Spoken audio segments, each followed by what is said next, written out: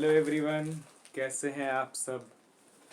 I hope बहुत अच्छे होंगे और आप लोग की पढ़ाई भी बहुत अच्छे तरीके से चल रही होगी। देखिए, एग्ज़ाम भी बहुत तेज़ी से नज़दीक आते चले जा रहे हैं, धीरे धीरे करके समय उल्टी गिनती शुरू हो चुकी है। जो लोग यूपीपीएससी, आरओ या एपीएस का एग्ज़ाम दे रहे हैं तो बहुत नज़दीक है। और उसी के तहत जो हमारी क्लासेस हैं लगातार बहुत तेज़ी के साथ चल रही है और टॉपिकों को कवर करते हुए। ठीक, आप देखिए अभी कल आईएएस का जो रिजल्ट आया उसमें आप देखिए बहुत से लोग ऐसे हैं जब सफल हुए तो उनकी तो तारीफ हो रही, जो असफल हुए उनको ऐसा कहा जाता है कि निगलेक्ट करके, जो लोगों की मेंटलिटी है। तो एक चीज़ आप ध्यान रखिए, अपनी तुलना किसी से नहीं है। हर व्यक्ति को ऊपर वाले ने अपने हिसाब से सेट किया है, उसको अपने हिसाब से उसकी बौद्धिक क्षमताएं हैं, सारी चीज़ें हैं। सफलता और असफलता हर व्यक्ति के अपने पैमाने हैं। तो इसलिए जो चीज़ें हैं आप अपने समय का जो सदुपयोग है, जो तैयारी है उस पर लगाइए। बाकी रिजल्ट आपके हाथ में नहीं है, मेंस है आपके हाथ में क्या है, तो मेहनत है। और वो तभी हो पाएगी जब 6 से 7 घंटा आप पढ़ेंगे। एग्ज़ाम देख रहे हैं किस तरीके से चल रहा है, तो उसी के लिहाजा जो हमारा टॉपिक चल रहा है आप देखिए इम्पोर्टेंट। जैसे कल हमने क्या बताया था, मध्यकाल के भारत के इतिहास के अंतर्गत जो हमने बताया, दिल्ली सल्तनत के केंद्रीय प्रशासन व्यवस्था क्या है, आर्थिक व्यवस्था क्या है, सांस्कृतिक व्यवस्था क्या है, सैन्य व्यवस्थाएं क्या हैं, वहाँ के सारे चीज़ों पे हमने डिस्कशन किया और पूरा एक ही क्लास में कंप्लीट किया गया, इसलिए कि आपके कम समय में ज़्यादा चीज़ें आपको मिल सकें। आपका समय मोस्ट इम्पॉर्टेंट है। और उसी के लिहाज से जो आज हमारा टॉपिक है, इम्पॉर्टेंट ऑर्गेनाइजेशंस, लिखा है ना इसमें, इम्पॉर्टेंट ऑर्गेनाइजेशंस, ठीक है, और उनके हेडक्वार्टर, उनके क्या क्या कार्य हैं। मोस्ट इम्पॉर्टेंट टॉपिक है, 1 से 2 नंबर का हर एग्जाम में पूछता है। और एक एक नंबर कितना इम्पोर्टेंट होता है वो आप किसी उस व्यक्ति से पूछिए जिसका 1 या 2 नंबर से एग्जाम रुका हो, तो बहुत तकलीफ होती है। और एक नंबर करके हम सफलता की सीढ़ी पे बढ़ते हैं आगे की ओर, ठीक है, सफलता की ओर बढ़ते हैं। तो इसलिए एक एक नंबर हमारे बहुत इम्पोर्टेंट है, एक एक नंबर का महत्व बहुत है। ठीक, तो इसीलिए और एक चीज़ ध्यान लीजिए, आपकी तुलना, आप अपने आप में सर्वश्रेष्ठ हैं, अपना आप 100% दीजिए। बाकी रिजल्ट आपके हाथ में नहीं है, लेकिन मेहनत आपके हाथ में है। ठीक, तो उसको लगातार करिए और आप किसी से अपनी तुलना ना करिए, आप अपने आप में सर्वश्रेष्ठ हैं। और इस चीज़ को आपको, जैसे मैंने पहले भी कहा था, जो आपका दिमाग है ये कैसे है, इसके न्यूरॉन्स होते हैं। आप जब अपने को 100% मानेंगे कि आप दे रहे हैं, अपनी अच्छे से तैयारी कर रहे हैं, आपका मन उस चीज़ को स्वीकार करेगा। और यही न्यूरॉन्स आपके जब रिफ्लेक्ट करते हैं, जो आप पॉजिटिविटी होती है, जैसे होता है ना, जिसके पास जो चीज़ है, आपके पास नफरत है तो आप वो दोगे, पॉजिटिविटी है तो पॉजिटिविटी देंगे। जिसके पास जो चीज़ है वो एक व्यक्ति देता है, किसी के पास गुस्सा है तो वही देगा, किसी के पास प्रेम है तो वो देगा। जिसके पास जो चीज़ होता है तो वही चीज़ है। प्रकृति में भी जैसी चीज़ आप करते हो वही आपको रिफ्लेक्ट करके आती है। ठीक, तो इसीलिए हमेशा पॉजिटिव रहना है और बहुत अच्छे तरीके से तैयारी करना है, क्योंकि जब तक हम एंजाइटी में रहेंगे, तनाव में रहेंगे, तो हम पढ़ाई नहीं कर पाएंगे। ठीक, तो इस चीज़ से एक बात को नोट कर लीजिए कि एंजाइटी से निकल के पढ़ाई की ओर ध्यान देना है, क्योंकि एग्ज़ाम बहुत करीब है। ठीक, तो चलिए फिलहाल हम अपने विषय पे बात करते हैं। आज का जो हमारा विषय है वो क्या है, महत्वपूर्ण संगठन कौन कौन से हैं। ठीक, इम्पोर्टेंट ऑर्गेनाइजेशन और उनके हेडक्वार्टर्स के बारे में बात करेंगे। इसमें हमने सबको कवर किया है, चाहे आपका यूनाइटेड नेशन हो, यूनेस्को हो, फीफा हो, आईओसी हो, सारी चीज़ों को हम कवर किए। एक एक करके सबके बारे में बात करेंगे, उनके कार्य क्या है, उनका डिस्कशन, उनका समय क्या है, सभी चीज़ पे बात करेंगे। तो चलिए शुरू करते हैं। सबसे पहले हम बात करें यूनाइटेड नेशन, संयुक्त राष्ट्र संघ। इसकी स्थापना कब हुई है, तो संयुक्त राष्ट्र संघ की स्थापना हुई है 24 अक्टूबर 1945 को। याद रखिएगा इसका हेडक्वार्टर कहाँ है, तो न्यूयॉर्क में है। संयुक्त राष्ट्र संघ की स्थापना 24 अक्टूबर 1945 को हुई है, हेडक्वार्टर न्यूयॉर्क में है। आखिर इसकी आवश्यकता क्यों पड़ी, आपको पता होगा, प्रथम विश्व युद्ध और द्वितीय विश्व युद्ध, 1914 से 18 जो कि प्रथम विश्व युद्ध, और 1939 से 45 के बीच जो लगातार द्वितीय विश्व युद्ध हुआ, ठीक। तो उसमें जितने लोग मारे गए, आपको पता होगा जापान पे जो नागासाकी और उस हिरोशिमा में जो हमले हुए थे, हिरोशिमा और नागासाकी में 6 अगस्त 1945 और 9 अगस्त को जो परमाणु हमले हुए, उसका दंश जापान आज भी झेल रहा है। वहाँ आज भी लोगों में आनुवांशिक में कई कई लक्षणों में उनमें दिखने को मिलता है। आनुवांशिक तौर पे उनकी स्थितियां आज भी बहुत तरीके से वो डेवलप भले हो गए हैं, लेकिन शारीरिक तौर पे समर्थ नहीं हो पा रहे हैं, और ये परमाणु हमले के कारण था, ठीक। तो उसी सभी चीजों को रोकने के लिए, शांति बनाए रखने के लिए, ठीक, आर्थिक विकास करने के लिए, वैश्विक स्तर पे शांति बनाए रखने के लिए, साथ ही साथ सामाजिक प्रगति हो सके इसमें, और विश्व शांति के लिए इसको बनाया गया था। किसको बनाया गया था? तो संयुक्त राष्ट्र संघ को। अब बात करें इसके वर्तमान अध्यक्ष कौन है, ये अपडेटेड है पूरा 2023, आज तक का पूरा अपडेट है, ध्यान रखिएगा। इसके अध्यक्ष की बात करें तो एंटोनियो गुटेरस। कौन है?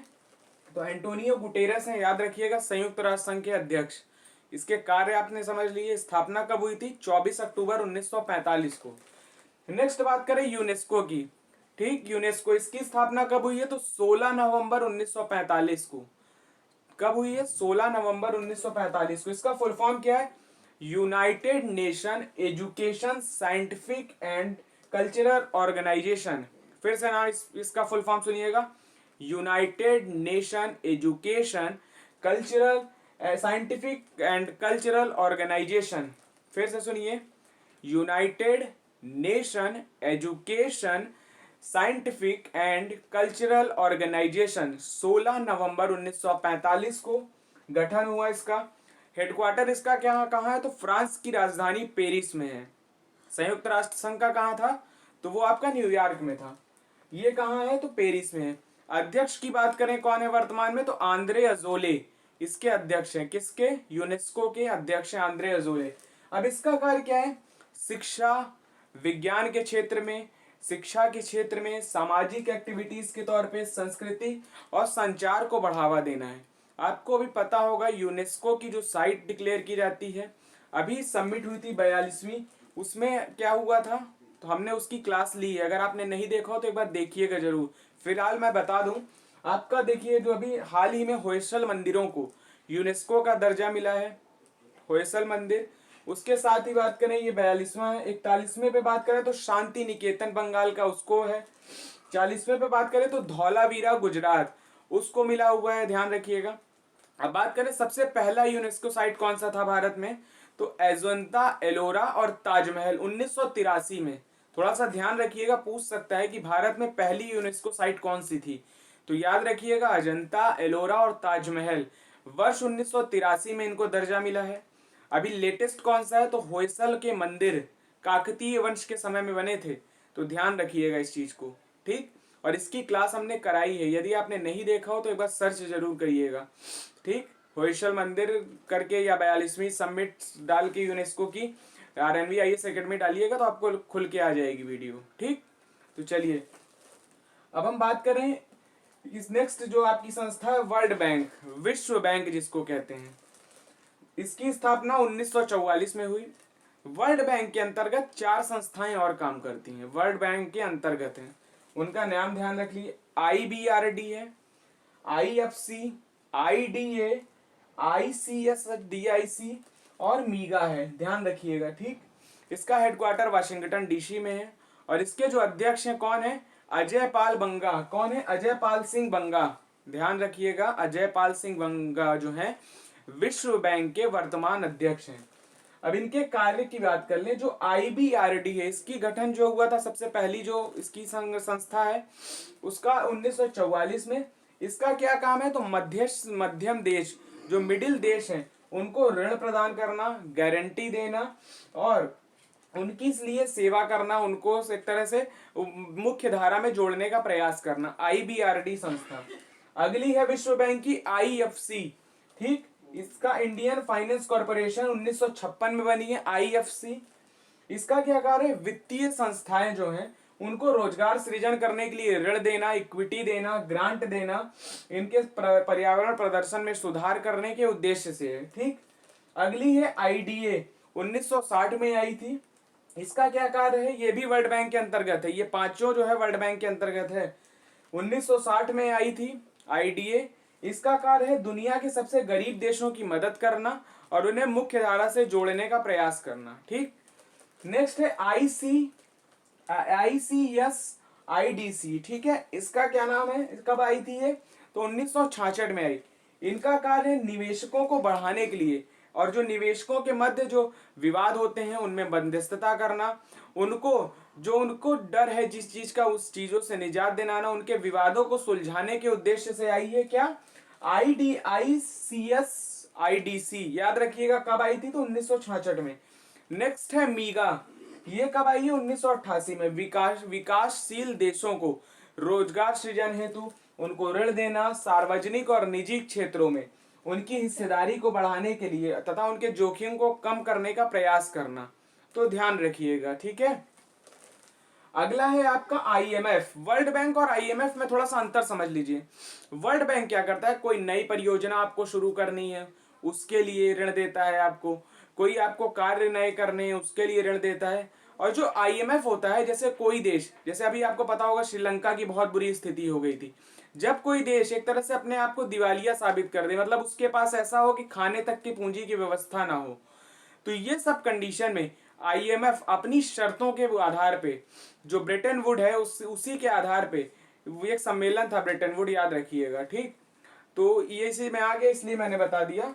तो ये क्या करता है, मजबूर अपनी शर्तों के आधार पर ऋण देता है। ठीक, ताकि वो देश कर्ज लेने के बाद और इसके शर्तों के आधार पर फिर वो अपने को डेवलप कर पाए, तो ये कर्ज देता है। और जो वर्ल्ड बैंक है वो नई योजनाओं के लिए पैसा देता है। तो ध्यान रखिएगा, पैसा दोनों देते हैं, वर्ल्ड बैंक और IMF। एक अंतर पूछता है और ये UPSC का भी क्वेश्चन पूछ चुका है, IAS में पूछा हुआ क्वेश्चन है, तो ध्यान रखिएगा। अब बात करें IMF की, तो इसका फुल फॉर्म क्या है, इंटरनेशनल मॉनिटरिंग फंड, अंतरराष्ट्रीय मुद्रा कोष जिसको बोलते हैं।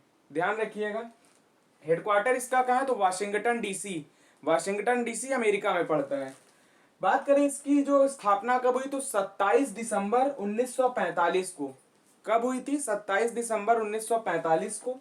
इसका कार्य क्या है, वैश्विक ऋणदाता है। जैसा कि मैंने अभी बताया, कोई देश कर्ज में डूबा है तो उनका पूरा एनालिसिस करता है, उसके आधार पे कर्ज देता है। ठीक, और अपनी शर्तों के आधार पे। बात करें यदि इसके अध्यक्ष की, तो क्रिस्टलिना जॉर्जीवा इसकी वर्तमान अध्यक्ष हैं। किसकी, IMF की। वर्तमान अध्यक्ष कौन है, क्रिस्टलिना जॉर्जीवा, याद रखिएगा। नेक्स्ट बात करें यूनिसेफ की। अभी हमने यूनेस्को की बात की, हेडक्वार्टर कहाँ था उसका, तो पेरिस में था। स्थापना कब हुई थी, तो 16 नवंबर 1945 को हुई थी। फुल फॉर्म क्या था, तो United Nation Scientific and Cultural Organization. ठीक, तो ध्यान रखिएगा। अध्यक्ष कौन थे इसके, तो आंद्रे अजोले थे, याद रखिएगा। ठीक, IMF का हमने बताया। अब अगला है यूनिसेफ। इसका फुल फॉर्म क्या है, United Nation International Children's Fund. United Nation International Children's Fund, UNICEF.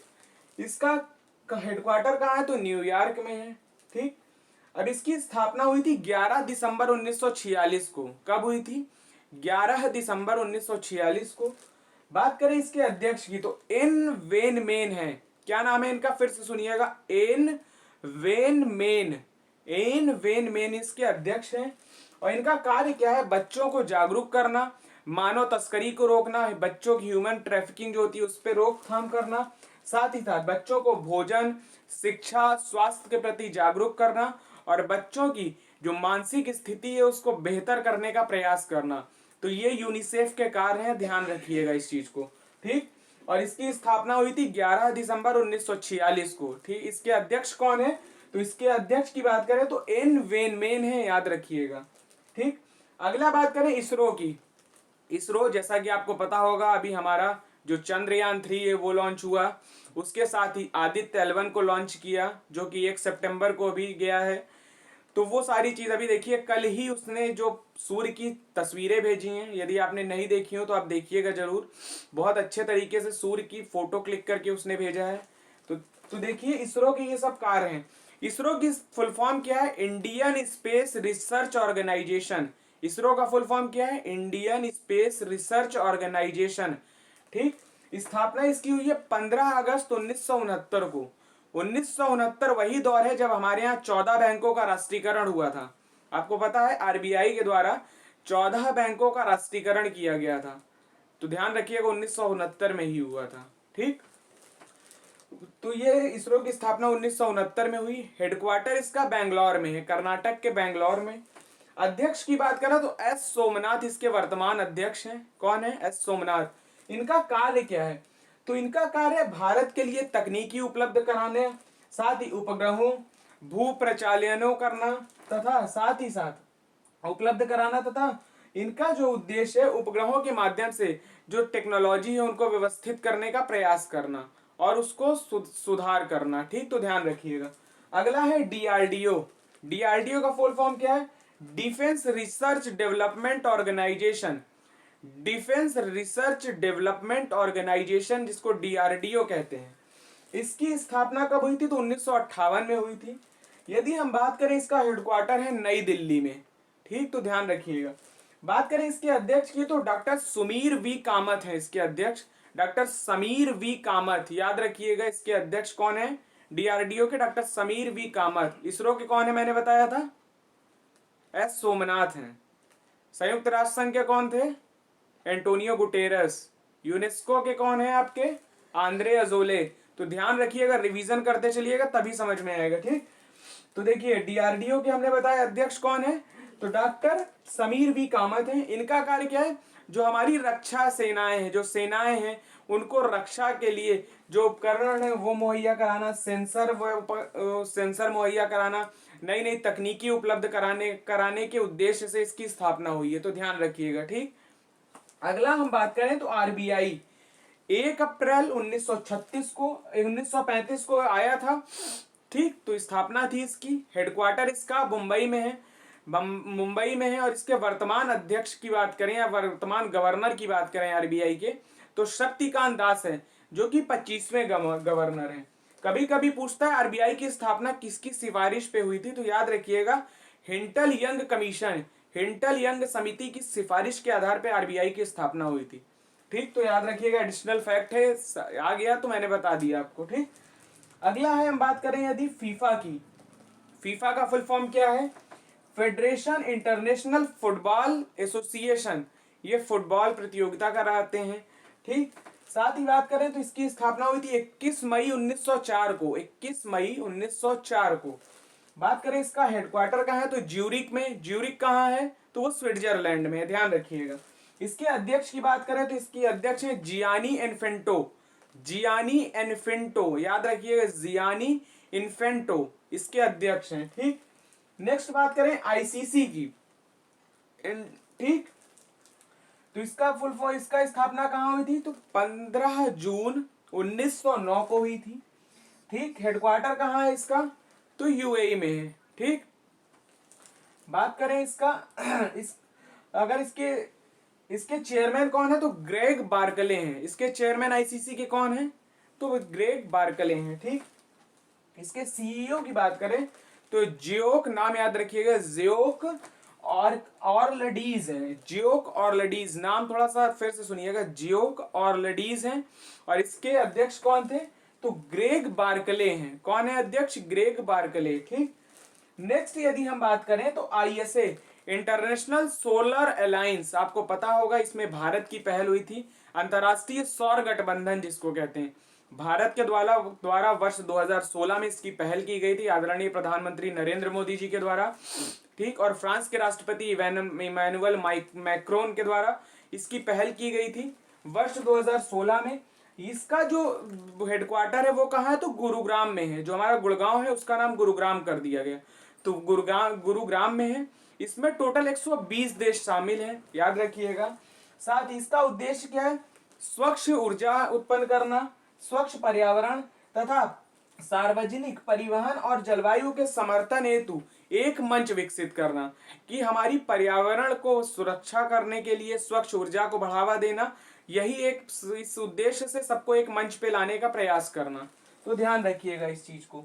इसकी स्थापना हुई थी 30 नवंबर 2015 को, ध्यान रखिएगा। 2016 से इसका कार्य शुरू हुआ, 30 नवंबर 2015 को। ठीक, अगला है यदि हम बात करें FAO, United Nation Food and Agriculture Organization, संयुक्त राष्ट्र खाद्य एवं कृषि संगठन। तो ध्यान रखिएगा FAO, इसकी स्थापना कब हुई थी?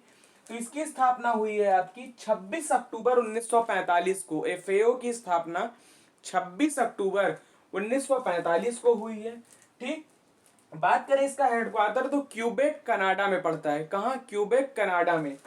इसके कार्य की बात करें यदि हम, तो इसकी कार्य क्या है? भुखमरी को कम करना, साथ ही साथ पोषण, खाद्य सुरक्षा को बढ़ावा देना। एक तरह से भुखमरी को कम करना, खाद्य सुरक्षा को बढ़ावा देना, लोगों के जीवन स्तर में बेहतर प्रयास करना। ठीक, तो ध्यान रखिए। इसके अध्यक्ष की यदि हम बात करें तो जेम्स कियोफ है। इसके अध्यक्ष कौन है? FAO के जेम्स कियोफ, याद रखिएगा नाम। ठीक, नेक्स्ट यदि हम बात करें संगठन की तो वो आता है बिमस्टेक। बिमस्टेक ये क्या है? खाड़ी देशों का संगठन है। इसका फुल फॉर्म याद रखिएगा, bay of Bengal, bay of Bengal initiative multi sectoral technical and economic corporation. नाम फिर से सुनिएगा एक बार, bay of Bengal, bay of Bengal initiative multi sectoral technical and economic corporation. याद रखिएगा, खाड़ी देशों का ये समूह है। ठीक, इसकी स्थापना हुई है 6 जून 1997 को। 6 जून 1997 को। इनके देश कौन कौन से हैं? थोड़ा सा नाम याद रखिएगा, बांग्लादेश, भूटान, भारत, म्यांमार, नेपाल, श्रीलंका और थाईलैंड। फिर से नाम सुनिएगा, बांग्लादेश, नेपाल, भूटान, इंडिया, म्यांमार, श्रीलंका और थाईलैंड। तो याद रखिएगा, ठीक है। बिमस्टेक के देश, इनका कार्य क्या है? जैसा कि मैंने बताया, खाड़ी देश जो है उसकी सुरक्षा करना, आपस में साझा हितों पे कोई यदि विवाद हो रहा है तो उस पे एक मंच के तौर पे आना और अपने जो समस्याएं हैं उसका निदान कर पाए, इसलिए इसको बनाया गया है। तो याद रखिएगा बिमस्टेक कब बना है? 6 जून 1997 को। ठीक, अगला है बात करें G20, बहुत इंपॉर्टेंट है। अभी आपको पता होगा G20 की जो समिट हुई थी 9 सितंबर से लेके आपकी हुई थी, हमारे भारत में ही हुई है इस बार। यदि बात करें इस बार चेयर पर्सन कौन है इस बार यदि पूछे, तो याद रखिएगा भारत के प्रधानमंत्री नरेंद्र मोदी हैं। और इसके बाद ये जो चेयरमैनशिप है अब ब्राजील को दे दी जाएगी। जो G20 2023 में हमारे यहाँ पूरे साल चली, लगभग 108 से अधिक बैठकें हुई हमारे यहाँ। और सबसे अंत में लगभग अभी 9 से 10 सितंबर को जो कार्यक्रम था भारत मंडपम, जो कि दिल्ली में हुआ था, जहां आपको पता होगा नटराज भगवान शिव की मूर्ति भी वहां रखी गई थी, बहुत प्रचलित फेमस मूर्ति है। तो ध्यान रखिएगा वो स्टैचू। ठीक, कहाँ पे हुआ था? तो भारत मंडपम में हुआ था। इसकी मैंने वीडियो पूरी बनाई है G20 के बारे में, एक एक चीज क्या क्या उसके इनिशिएटिव थे, क्या क्या आगे के लिए फ्यूचर के कदम क्या क्या हैं, वो सभी चीजों पे हमने डिस्कशन किया है। यदि आपने नहीं देखा हो तो एक बार सर्च करके वीडियो देखिएगा जरूर। ठीक, तो इसमें सबसे इंपॉर्टेंट बता दें इस बार क्या हुआ है। 19 देश थे, यूरोपीय यूनियन था, इस बार अफ्रीकन यूनियन को भी शामिल किया है। तो अब ध्यान रखिएगा, अफ्रीकन यूनियन भी G20 में शामिल हो चुका है। ठीक, अगला बात करें सार्क की, तो इसका फुल फॉर्म क्या है? South Asian Association and Region Corporation. तो ध्यान रखिएगा, सार्क का फुल फॉर्म है क्या है? South Asian Association for Regional Corporation, SAARC का है। जिसकी यदि हम बात करें स्थापना की, तो 8 दिसंबर 1975 को सार्क की स्थापना हुई है। कब हुई है? 8 दिसंबर 1975 को। ठीक, बात करें इसका हेडक्वार्टर कहाँ है? तो काठमांडू, नेपाल में इसका हेडक्वार्टर है। अध्यक्ष की बात करें तो बांग्लादेश के राजदूत हैं, इनका नाम है मोहम्मद गुलाम सरवर। यहाँ के राजदूत है बांग्लादेश के मोहम्मद गुलाम सरवर। वर्तमान में इसके कौन है? तो अध्यक्ष हैं। इसमें यदि देशों की बात करें कौन कौन शामिल है, तो पाकिस्तान, इंडिया, नेपाल, भूटान, बांग्लादेश, अफगानिस्तान, मालदीव, श्रीलंका। फिर से सुनिएगा, भारत, पाकिस्तान, नेपाल, भूटान, बांग्लादेश, अफगानिस्तान, मालदीव और श्रीलंका। तो ध्यान रखिएगा इसके अध्यक्ष हैं, इसमें 8 देश हैं। ठीक, नेक्स्ट बात करें इंडियन ओलंपिक एसोसिएशन। जो राष्ट्र भारत में जो हम ओलंपिक खेलों में जो हमारे खिलाड़ी जाते हैं, भारत में जो चयन करता है वो यही संस्था करती है। तो ध्यान रखिएगा, स्थापना 1927 में हुई थी। इसके यदि हम अध्यक्ष की बात करें, वह भारत में जो है वो पीटी उषा है, यहाँ पे ध्यान रखिएगा, ठीक। और हेडक्वार्टर इसका नई दिल्ली में है। तो ध्यान दीजिएगा, राष्ट्रमंडल खेलों में भारत का प्रतिनिधित्व करते हैं, तो ध्यान दीजिएगा इस चीज को। अगला यदि हम बात करें इसमें ADB, Asian development bank, ADB इसका हेडक्वार्टर कहाँ है, तो मनीला में, फिलीपींस की राजधानी है मनीला, तो ध्यान दीजिएगा। स्थापना बात करें तो 19 दिसंबर 1966 को इसकी स्थापना हुई है। एडीबी की स्थापना कब हुई है, 19 दिसंबर 1966 को। वर्तमान इसके सदस्य की बात करें तो 68 सदस्य हैं। मूल जब बना था तब कब कितने थे, तो 13 सदस्य थे, तो ध्यान दीजिएगा। इसके अध्यक्ष कौन है, तो नाम ध्यान दीजिएगा, मसत सुगहू आसाकावा, मसत सुगहू आसाकावा, तो ध्यान दीजिएगा इसके अध्यक्ष हैं। यदि इनके कार्य की हम बात करें तो सामाजिक आर्थिक बढ़ावा देना, साथ ही साथ लोन मुहैया कराना, इक्विटी देना, इन्वेस्टमेंट करना, ग्रांट देना लोगों को, ठीक, ताकि उनके देश में विकास हो पाए सामाजिक और आर्थिक तौर पे, ठीक। तो ध्यान दीजिएगा एडीबी के बारे में। अगला है UNDP, United Nation Development Programme, UNDP. स्थापना इसकी हुई थी कब, 22 नवंबर 1965 को। यूएनडीपी की स्थापना हुई है 22 नवंबर 1965 को। इसके अध्यक्ष कौन है, तो अचीम स्टेनर हैं। कौन है, अचीम स्टेनर है, नाम याद रखिएगा, अचीम स्टेनर है यूएनडीपी के अध्यक्ष। बात करें यदि हम इसके कार्य की, तो गरीबी को कम करना और आधारभूत ढांचे को विकसित करना, गरीबी में कमी लाना और आधारभूत ढांचे को विकसित करना, ताकि जहां पे ये विकास करते हैं वहां पे ज्यादा से ज्यादा निवेश आए, इन्वायरमेंटल प्रोग्राम हो सके, वहां पे पर्यावरण को दृष्टिगत वहां पे जो संतुलन है वो बना रहे, तो ध्यान दीजिएगा इस चीज को। अगला है UNEP, United Nation Environment Programme, तो ध्यान दीजिएगा 5 जून 1972 में आया था। हेडक्वार्टर नैरोबी है। नैरोबी कहाँ पड़ता है, तो केन्या में, केन्या की कैपिटल ही है नैरोबी, तो ध्यान दीजिएगा इस चीज को। अध्यक्ष किसकी बात करो, ईथर एंडरसन है। इसके अध्यक्ष कौन है, ईथर एंडरसन। 5 जून 1972 को हुआ था।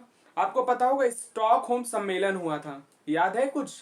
स्टॉकहोम सम्मेलन के बाद ही पहली ये बैठक हुई थी, उसके बाद हर 10-10 वर्षों पे बैठक शुरू हो गई थी, तो ध्यान दीजिएगा इस चीज को, पूछता है एग्जाम में। तो स्टॉकहोम का भी याद रखिएगा, और उसी के तहत ये संस्था बन के आई थी UNEP, United Nation Environmental Programme. 5 जून को ही आपका विश्व पर्यावरण दिवस भी मनाया जाता है। डेट याद आ रही, 5 जून 1972, तो पर्यावरण दिवस भी 5 जून को मनाया जाता है, ठीक। तो अगली बात करें हम आसियान की, दक्षिण एशियाई क्षेत्रीय सहयोग संगठन। तो याद रखिएगा इसमें क्या है, दक्षिण पूर्व के जो एशियाई देश हैं उसको शामिल किया गया है इसमें। हेडक्वार्टर इसका कहाँ है, तो जकार्ता में है। स्थापना की यदि हम बात करें तो 8 अगस्त 1967 को, आसियान की स्थापना कब हुई, 8 अगस्त 1967 को, तो इस चीज को ध्यान दीजिएगा। आइए एक बार फटाफट उन सन और उनके समय की याद करा दें, कब कब वो आई थी संस्था। जैसे संयुक्त राष्ट्र संघ 24 अक्टूबर 1945 को, यूनेस्को 16 नवंबर 1945 को, वर्ल्ड बैंक 1944 में, एडीबी की बात करें 19 दिसंबर 1966 को, बात करें यूएनडीपी की तो 22 नवंबर 1965 को, यूएनईपी की तो 5 जून 1972 को आया था। आसियान की बात करें तो 8 अगस्त 1967। नेक्स्ट यदि बात करें आईएमएफ की तो 27 दिसंबर 1945। अगला है यूनिसेफ 11 दिसंबर 1946। नेक्स्ट है इसरो 15 अगस्त 1969। अगली है डीआरडीओ 1958 में। अगला है आरबीआई 1935 में। फीफा आपका है, फीफा पड़ा है 1904 में। आईसीसी 15 अगस्त 1909 में। बिम्स्टेक की यदि हम बात करें तो 6 जून 1977 को। G20 1999 में। सार्क की बात करें तो 8 दिसंबर को 1935 को। और इंडियन ओलंपिक संघ की यदि हम बात करें तो 1927 में। आईसीसी की बात करें तो 1909 में। इंटरनेशनल सोलर अलायंस की बात करें तो आया 15 में था, शुरुआत इसकी 16 से हुई है, तो ध्यान दीजिएगा 30 नवंबर 2015। अगली बात करें एफएओ की तो 1945 में, जो अंतर्राष्ट्रीय खाद्य एवं कृषि संगठन है एफएओ 1945 में। आई होप आपको सारी चीजें समझ में आई होंगी। सब कुछ इसमें एक ही वीडियो में सारे संगठनों पे हमने चर्चा की जो मोस्ट इंपॉर्टेंट है। आप एक बार स्क्रीनशॉट ले लीजिए, मैं साइड हो जा रहा हूं।